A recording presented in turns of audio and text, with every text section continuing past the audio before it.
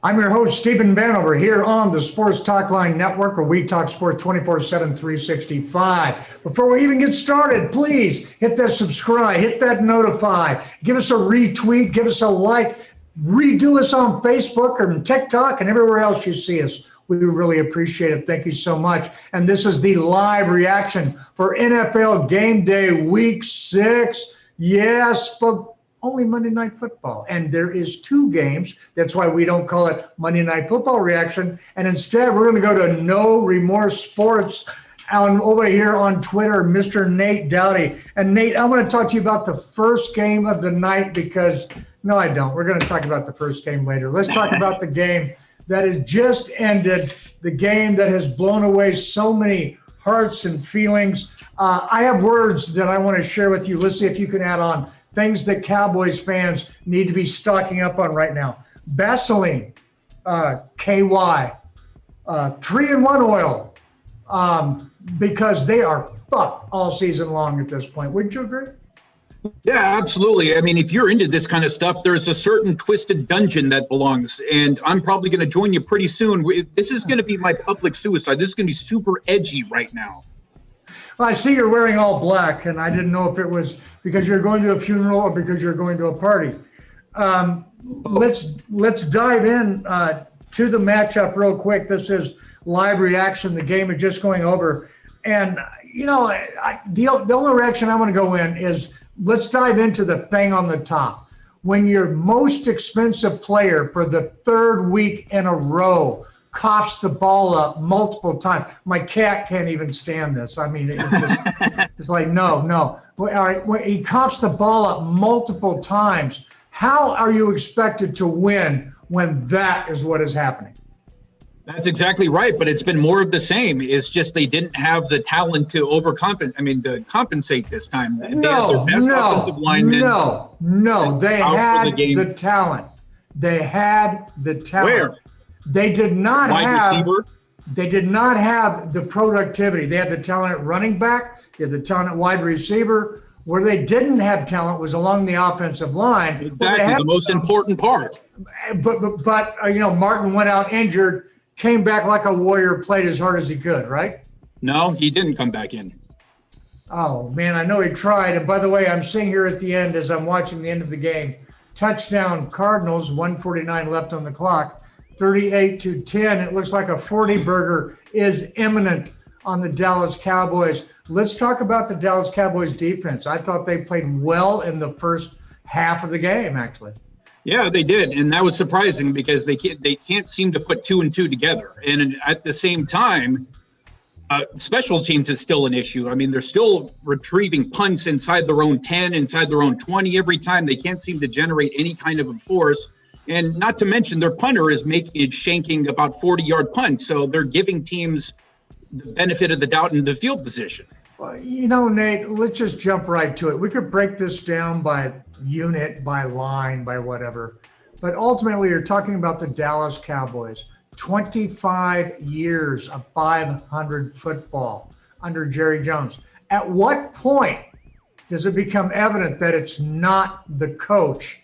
It's the system that the 25-year GM has built.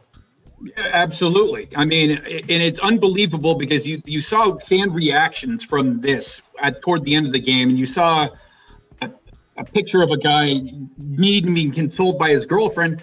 But what I want to know after all these years, how they don't turn around and point upward at the skybox at Jerry Jones and Stephen Jones. No, they sit up there and moan and they look at each other like, why can't these people on the field just get it done? Well, because you build a crappy system, Jerry. You don't allow for accountability. When was the last time that you saw a Cowboys quarterback go out a la Aikman, a la Staubach, a la, any quarterback with a Cowboys name that has won and had stood up on the sidelines and called players out and been upset? When was the last time that you saw that from a Cowboys quarterback? Well, Aikman, right? Yeah, that'd be Aikman. But I mean, even on top of that, I mean, it's the coaching can't hold people accountable. I mean, if the coach can't hold people accountable, I mean, no. Come on. Would Jimmy Johnson have kept Elliott in the game after this many fumbles into the season, or would he have turned around and said, you know what, let's see what Pollard's got? Well, Jerry Jones was scared to death of Jimmy Johnson, so there's that. Okay, yeah, all right, but that's a separate subject. I'm just talking about what in our "What Would Jimmy Do" segment. All right, and it's exactly that. What would Jimmy do here? Would he sit Zeke, or would he stick with him through all of these fumbles, all of these issues? Because see, Zeke hasn't been the same team player that his guy was, that Smith was. And I don't think it's even the same thing. I think Jimmy would be having some issues with Zeke, and I think he would be calling him out, either privately, publicly, maybe both, and maybe his butt would be on the bench with some other guys. But let's switch to the defense. Mike Nolan, is he the guy for the Cowboys? That's exactly my response. It's a whole lot of nothing. I mean, I got nothing. I have absolutely nothing to add to that. I mean, listen, there was a glimmer of hope at the first quarter of the game because it was the first time all season the Cowboys didn't give up any points at all. It was an impressive defensive hold there for a while. And if you're into the excuse-making mode, which is what Cowboys Nation is into right now, then you have to look at it and go like, well, the offense didn't do the defense any favors. Well, you know what? You're right. The special teams didn't do them any favors. The offense didn't do us any favors. Right. And the defense didn't do us any favors. And the front office didn't do us any favors. And, there's no favors coming into Cowboys Nation right now. So I think that's all we have to say about that. Let's move on to the next game. And it was a game that, I tell you what, I was expecting a lot more fireworks than the 26-17 Kansas City Chiefs victory over the Bills that we got. Oh, man, I'm so glad we changed subjects. I don't know how long. I was sitting there like I had a turtle shit coming out of me. But anyway, the Buffalo Bills prepared for a typical Kansas City Chiefs offense where they were preparing to get doused down the field. But instead, Andy Reid came up with the sumo plan. The offensive line just dominated the game, rushed 46 times, rushed for over 200, almost 250 yards. Yeah, 4-6. And I'm not talking about the 4-6 defense. I'm talking 46 times for an Andy Reid team. I mean, in an Andy Reid team, that's amazing. Of course, now, if you had followed Andy Reid back in his Eagles days, you'd find out that actually he was pretty fond of running the football from open spreads and everything like that. And he would do it a lot. But he got more and more away from it. But, man, did he go back to his roots here? And I just, I look at what happened from Edwards-Helaire, okay? He had a really good game, put the ball down on the turf, though, and I'm saying, did he hear that that Bell was signed? Did he hear that Bell was signed? Did he hear the bell being rung? That's what I want to know. Yeah, I don't know, man, because I don't think Le'Veon Bell is really going to challenge him for that many carries. However, I do think Le'Veon Bell is going to be a great fit for the team because of his ability to, especially in the passing game. That's where I think he's going to be scary. Also, Le'Veon Bell was good at picking up the blitz in his Steeler days. In his Jets days, he wasn't good at anything, okay? I don't know what happened over there, but, I mean, they have something in the water in the Meadowlands, so, it is what it is, which explains what's been happening to the Giants lately. But let's go on since they play at the same stadium. Right. Yeah, exactly. But, man, what a game, 26-17. And then basically Kansas City Chiefs, they kind of won it old school. They just ground it down, didn't they? It reminded me of their week 1 victory over the Texans because they controlled the line of scrimmage and they really, for a rookie, I mean, he's really making a name for himself, Edwards-Helaire, especially what he can do in the passing game as well. We haven't seen too much of that this season, but his skills catching the football, I think, is something that is really going to be interesting to see later in the season. Which I think is really important because you talk about Bell coming in. Every time he touches the football, he's going to be trying to hit home runs because he knows that this kid, Edwards-Helaire, he's on a rookie contract. So they would much rather keep him. Shopping at the dollar store. Oh, dude. But then you look at Patrick Mahomes, the guy they already paid for, coming off a game last week where it wasn't his best game, and now he got 21 for 26, 225 yards, 2 touchdowns, in a game where you hand off the ball 46 freaking times. Those are some awesome stats, aren't they?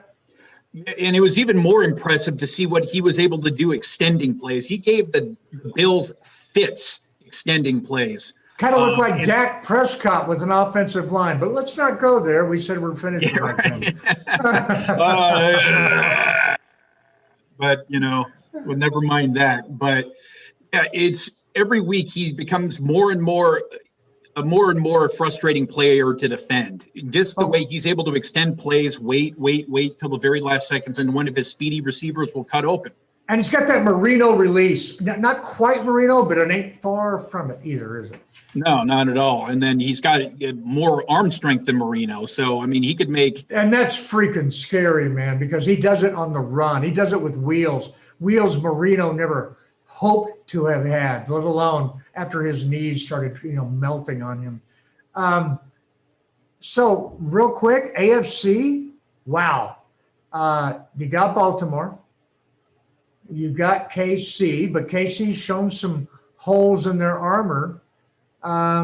You have the Raiders, man, who are up, down, up, down. Are they playing well on any given time? You don't want to face them at that time. The AFC is a lot of fun right now, isn't it? Yeah, the AFC is a lot of fun. I mean, it used to be the NFC. That was kind of the chief, no pun intended, of conferences. But yeah, we're also forgetting about the Pittsburgh Steelers who are unbeaten. Oh, excuse me. Yeah, I should have thrown them in. Yeah, and they're like what, undefeated or 5-1 or some crap like that. I mean, yeah, they're playing some really good ball. Ben is playing some of his best ball ever. He's learning to pass the ball around. He's definitely has elevated his game. And of course, the Steelers defense is the Steelers defense, as the Browns and Baker Mayfield found out. All right, that's all. I have a moment to laugh at that, okay? All right, the Cleveland Browns are the Cleveland Browns. Now we move on to the, other things. The sun is rising in the east, and exactly. All right, hey, Nate, real quick, thank you so much for being here. This has been the live reaction. We can find you on Twitter at No Remorse Sports. You'll see it right there in the bottom half of his screen. You can find me on Twitter at Stephen Vanover. You can find Sports Talkline on Twitter at, wait for it, Sports Talkline. And Nate, man, tell the people what to do before you sign us out of here. Dallas Cowboys make my prostate ache. But listen like you play with intensity. We have video. You don't want to see it.